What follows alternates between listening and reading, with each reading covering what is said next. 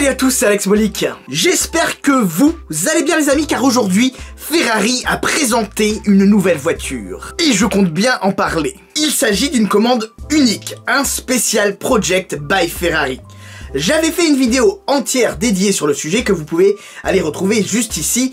Le lien est également dans la description de la vidéo. Au passage, si tu aimes bien le contenu que tu retrouves sur ma chaîne YouTube, je t'invite à y lâcher un petit like, un petit commentaire, exprimez-vous, c'est super important, abonnez-vous et n'oubliez pas de cliquer sur la petite cloche et partagez cette vidéo autour de vous sur les réseaux sociaux. Le sujet du jour, c'est donc cette Ferrari P80C. Et je préfère vous prévenir, il y a des choses à dire. Allez, c'est parti!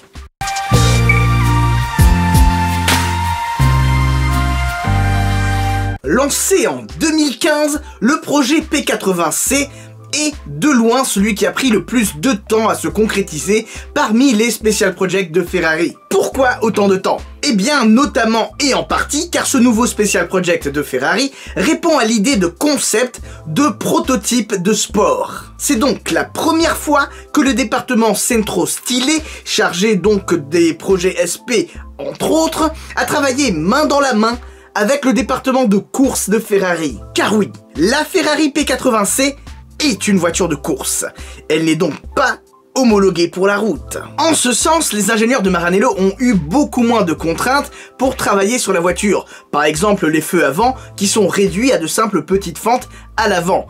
Mais bon, ça veut pas dire qu'ils ont pris moins de temps pour bosser dessus et vous verrez pourquoi. Le truc, c'est que le client souhaitait que sa voiture unique soit inspirée de certaines des Ferrari les plus mythiques de l'histoire. Parmi lesquelles les Ferrari 330 P3 et P4 ou encore la Dino 206S. Franchement, c'est toujours une tâche ultra compliquée lorsque tu t'inspires du passé. Mais bon, à part ça, no pressure, hein. D'ailleurs, on l'a très récemment vu avec Bugatti et sa voiture noire, qui ne ressemble absolument pas du tout à une Type 57 SC Atlantique. Les lignes de la Ferrari P80C s'inspirent donc des formes concaves et convexes de ces idoles du passé.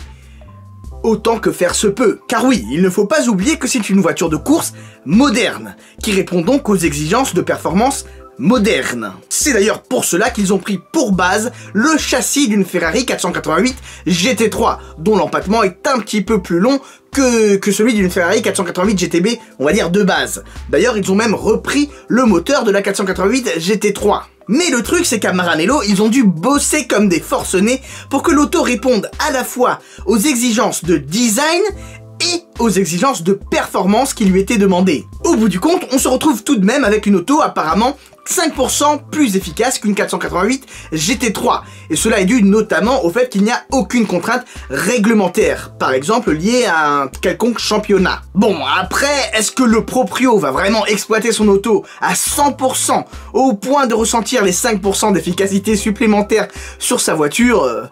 Franchement, même s'il est très très bon derrière un volant, j'ai du mal à y croire.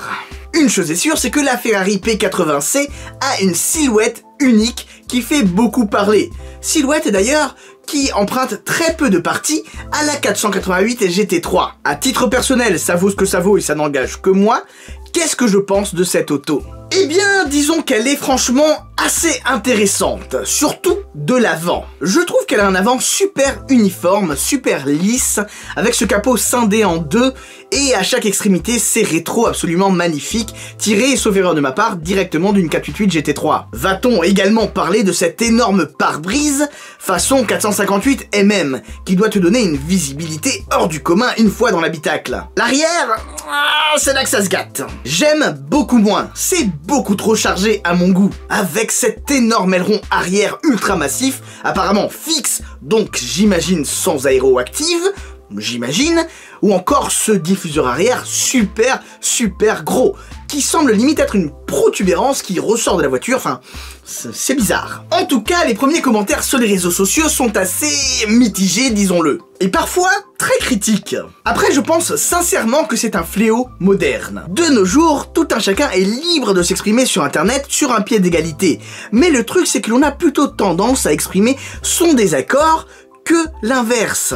Aussi, nous sommes constamment abreuvés de nouveaux modèles, ça sort de tous les côtés. J'ai l'impression que s'accrocher au passé est devenu une nécessité. Que dis-je, une obligation. A fortiori lorsque l'on te dit que l'auto est inspirée de ceci ou de cela. Bah forcément, tu fais ton petit travail personnel, tu pars à la recherche d'un détail, d'un rappel, de quelque chose qui t'évoque une auto, et au final, chacun a sa propre petite idée de la voiture. Une chose est sûre, c'est que l'on ne peut pas créer toujours, à chaque fois, une auto qui suscitera l'adhésion générale. C'est impossible. A fortiori lorsque tu sais qu'un projet SP est développé en partenariat avec le client, avec le propriétaire, donc selon ses goûts.